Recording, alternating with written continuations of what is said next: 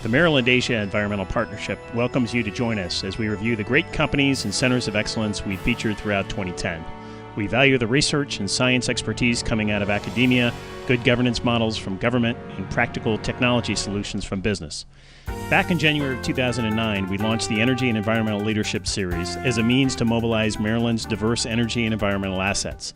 The energy and environmental industry is quite diffuse, but when you begin to connect the dots, we have a powerhouse of climate, energy, and environmental solutions to help solve problems around the world. A great business opportunity for Maryland. This series has been an excellent approach to getting people who really do share a common vision about helping the environment, particularly as it relates to U.S.-Asian connections. I can't say enough about the importance of getting the right people in the room, having the right conversations, and collectively working together to do the right things. And I think through the Maryland-Asia Environmental Partnership, which has always been a goal of the partnership, is to bring people together and to solve real-world problems. It certainly has achieved that goal, and it's continuing to do that, as reflected in this series. We featured some great companies and leaders from these institutions, as you can see from the logos listed. We now have over 500 stakeholders that we have mobilized throughout this outreach and our efforts in Asia. Bottom line, we provide an educational platform for diverse stakeholders to learn about important technologies and solutions to help us address climate, water, and energy needs. So tonight, let's take a look back at what we learned and share with you our new connections and our new friends. Last December, we held our inaugural banquet at the Miller Senate Office Building in Annapolis, attended by over 150 of our friends from business, the Asian diplomatic community, our leadership series companies, academia, and government. We realized the importance of bringing this group together because when assembled, it truly represents a powerhouse of climate, energy, and environmental resources. Now let's look back at this year's leadership series. Last March, we took our outreach series to the eastern shore of Maryland, to the city of Easton, which sits on Chesapeake Bay. Through the great leadership of Paige Bethke, Director of Economic Development for Talbot County, Maryland, we brought together over 70 diverse stakeholders to discuss wastewater technologies and solutions to address agricultural runoff and ways to lessen the pollution impact on Chesapeake Bay. We showcased leaders like Vance Hum, President and CEO of IM Systems Group, the #2 contractor to NOAA. IMSG has extensive scientific experience globally on working with governments and communities and bringing holistic solutions to the protection of watersheds. IMSG has been dispatched to respond to Hurricane Katrina. They are top climate advisors to global leaders, and most recently, they helped address the cleanup from the Gulf oil spill. IMSG specialists work at various locations throughout the country, like this one in Big Branch, Louisiana, with the NOAA Restoration Center. They provide critical scientific and engineering support in protecting and restoring coastal U.S. habitats, promoting coastal environmental quality, and achieving sustainable fisheries. As part of our 360-degree view of the pollution impacts of Chesapeake Bay, we were privileged to have Dr. Bob Wood join us from the NOAA Cooperative Oxford Laboratory in Talbot County, a unique institution that brings together scientists from NOAA, Maryland's DNR, and the University of Maryland. The lab produces scientific advice, tools, and educational materials that present taxpayers, managers, and lawmakers with the information necessary to restore and manage these ecosystems. We also heard from Ron McElwain, president of FilterSure, a company that features a unique portable wastewater filtration system for industrial, agriculture, and gas exploration needs. Wastewater operators rave about the system's performance and reliability at the U.S. Gypsum plant in Baltimore. For the past 14 years, FilterSure's system has performed continuously, meeting regulatory requirements without breakdown. The system is now being piloted at West Virginia University as a top wastewater treatment for water fracking and gas exploration of the Marcellus Shale. Another one of our experts, Dr. Patrick Kangas from the University of Maryland's College of Agriculture and Natural Resources, showcased his production system for raising algae through the algal turf scrubber, a system that removes nutrients from water through long water raceways equipped with screens that catch the algae and then are vacuumed up to harvest it. The process cleans the bay, and the removed algae can be a valuable byproduct as fertilizer or fuel stock for biofuel production. Ted Gattino of Blue Wing Environmental Solutions and Technologies joined us in Talbot County to describe how floating islands can play a significant role in absorbing nutrient pollution in enclosed water bodies. Biohaven floating wetland islands provide a cost-effective water denitrification process while also providing habitat, both above and below the water. With 1 million square feet of biological treatment surface area, Levithian islands are capable of eating dead zones, creating a healthy aquatic environment and aquatic creatures, while providing aesthetically pleasing and enjoyable recreational opportunities on and around the water. Talbot County arranged for us and a visiting China delegation to receive a site tour of the Eastern Wastewater Treatment Plant. The facility holds the distinction of receiving the first Bay Restoration Fund for its advanced technological upgrades in Maryland. The Bay Restoration Fund pays to upgrade wastewater treatment plants and provides significant funding for agricultural cover crops. It also provides funding to upgrade private, residential septic systems to reduce nitrogen loading to the bay through groundwater from those sources. During this past year, the Maryland-Asia Environmental Partnership and Kathy Magruder of the Maryland Clean Energy Center launched a 4-part energy outreach series. The goal of the forums was to provide insights from top energy experts on approaches to addressing increased energy needs and the viability of various energy options under consideration, which have application both here and in Asia.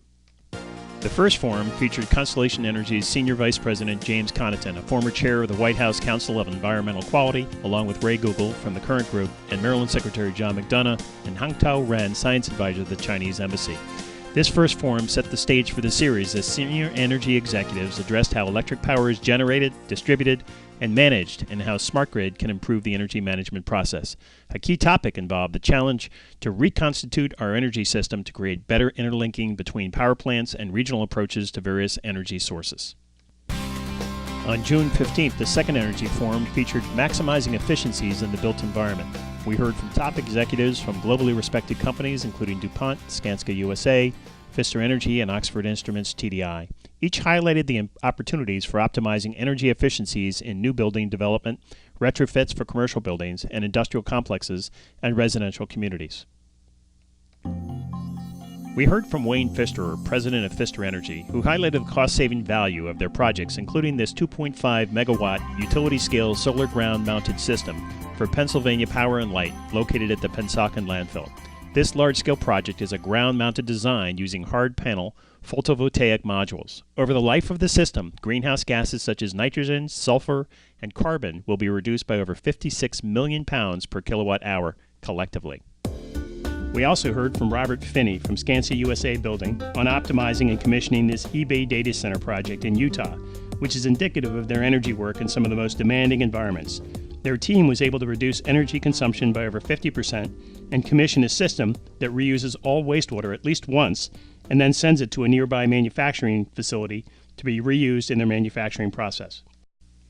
On September 15th, our Energy Leadership Series tackled the global clean energy race as we brought top renewable energy experts together from SunEdison, Constellation Energy, NRG, Blue Water Wind, and Areva to discuss how best to move renewable industry forward and globally compete. We heard why other countries like Germany are ahead. The key issue for renewable is the grid. Once we have a meeting, we will discuss about the grid and who is going to take care to put those grid in the water. It's going to be very capital intensive. And the German government knew nobody could do it, so they said it's our role. We put that in the water, substation, and believe me, this is really a huge enabler for people, for developers to put together their product.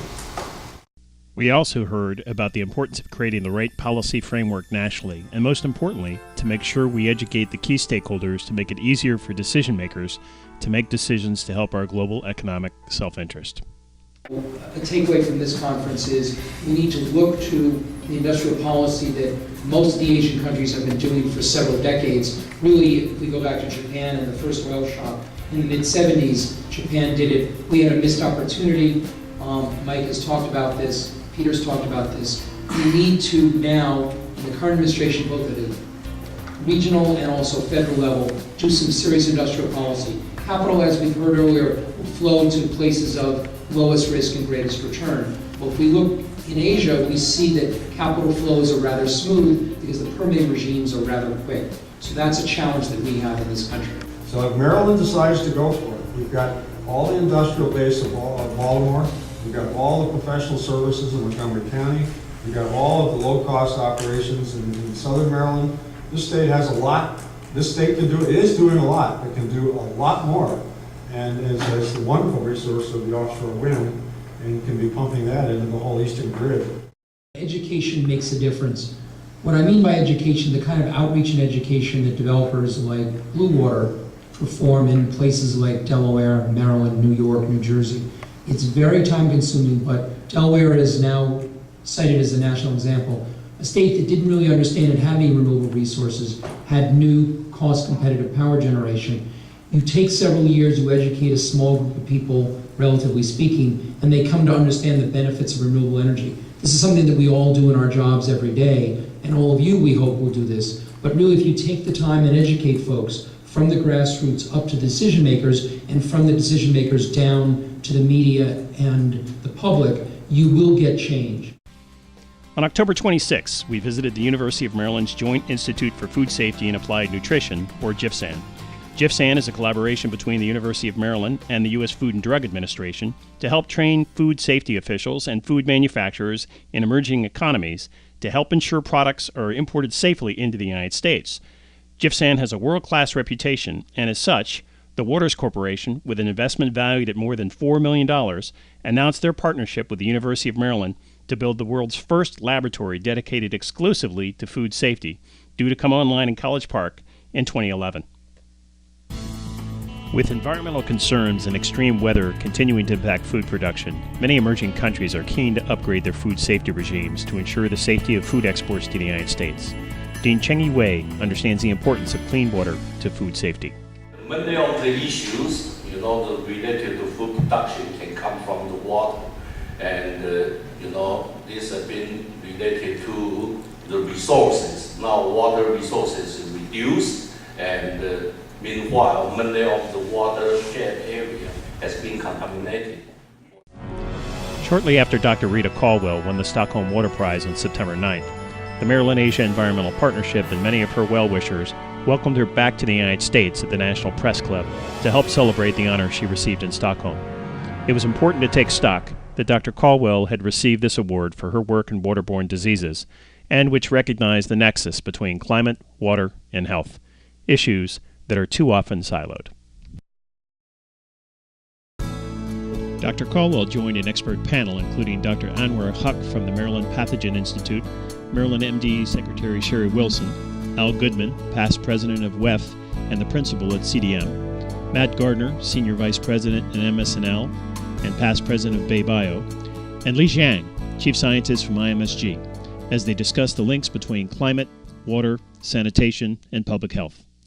Al Goodman said, "Focusing on water quality in developing countries will do far more for economic development, social stability, national security of a country. Water professionals have saved more lives than the world's doctors combined. $1 spent on water quality brings $34 in economic benefits.